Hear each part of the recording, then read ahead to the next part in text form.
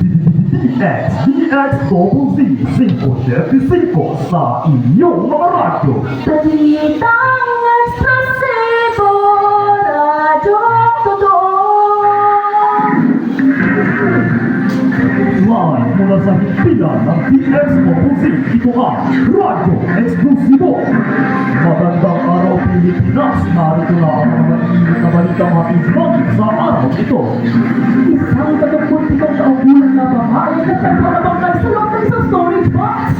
Pangulong Ferdinand Marcos Jr. handang gawin ng lahat upang mabalik sa bansa ang dating President Prime Minister na si Congressman Saldico.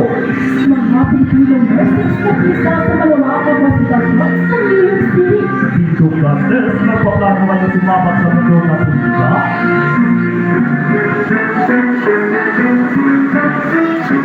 Ito ang Balita Eksklusibo, mag-iinit, magpapalaan, umaarap ka na mga balitang pampubliko sa buong pwersa ng DX-5 News Information Center. DX-575, daluyan ang mga balitang garantisado. Eksklusibo, Luzon, Visayas at Mindanao, saan magsulong ng bansa. Pinakbaba, pinalakas, ito ang Radyo Eksklusibo. Oras na ngayon, alas 3 ng hapon, araw ng Huwebes, ika-15 ng Enero, 2025. Para sa detalye ng mga nagtagdagang balita. Isang 37 taong gulang na babae na natagpuan ng bakal sa loob ng isang storage box.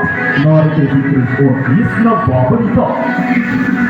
May natagpuan bakal sa loob ng isang storage box sa Camarines Norte. Ang biktima ay kinilalang si Anelis Abocoy, 37 taong gulang. Itinuturing na principal suspect si Arnel Domingo Jr. at sinampahan ng kasong kriminal ng Biyernes ng hapon. Ang kaso ay tinuturing na cleared matapos ang pagtukoy ng suspect at pagsasampahan ng kaso.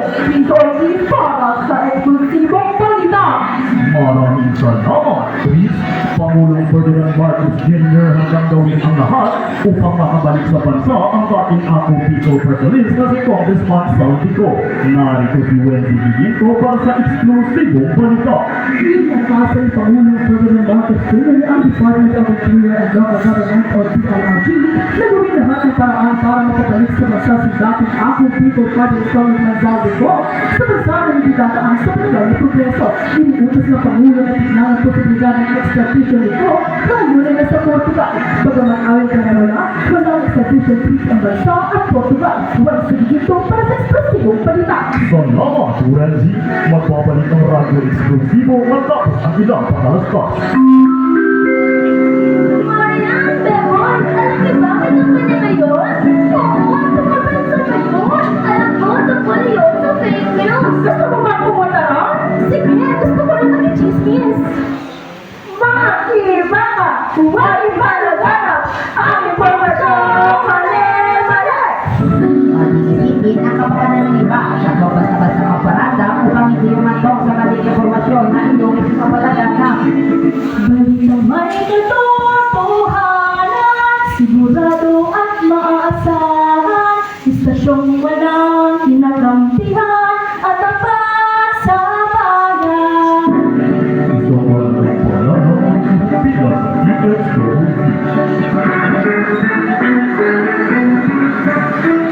Magbabalik ang Radyo Eksklusibo. Mga Pilipinong nurses na isa sa malawakang hospital drugs sa New York City.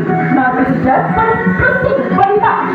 Isinagawa ng Pilipino nurses ang walkout kasunod sa di pagkakaintindihan sa negosasyon sa ugnay sa kanilang daing na mas mataas na sahod at mas maayos na benepisyo. Ayon kay New York Consul General Senen Mangalele, umaasa ang konsulada na marisolba ito sa maagang panahon. Jeff Benachal para sa eksplosibong balita. Maraming salamat dyan. Pilipinong nurses nagpaplano kayang sumabak sa mundo ng politika. Narito sa Elba Perez para sa eksklusibong balita.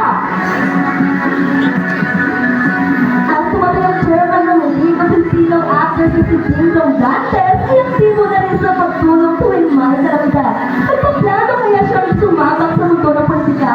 Mandino ang sagot ko sa isang interview sa European Regalo Gifts at Ding Lozada na ginagawa ito dahil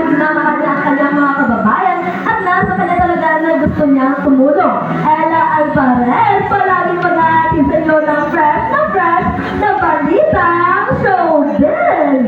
Maraming salamat, Ella. At yan ang mga balik sa patid namin sa araw na ito. Ako ang inyong lingkod, Cyber na. Ako naman si Juan Sibilito, balitang may katotohanan at hanggang maglipot para sa bayan. Istasyong hanggang magserbisyo para sa publiko. Ito ang Radio Exclusivo.